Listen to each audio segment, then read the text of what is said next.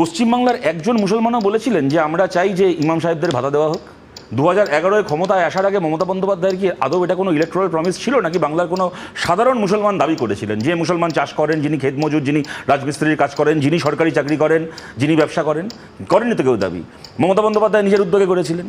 বাংলার একজনও মুসলমান বলেছিলেন যে যদি দুর্গাপুজোর ভাসান হয় ওই দিনটা আমাদের তাজিয়া বার করতে কোনো অসুবিধা হবে, আপনি একদিনের জন্য ভাসানটা বন্ধ রাখুন? বাংলার কোনো সাধারণ মুসলমান দাবি করেননি তো।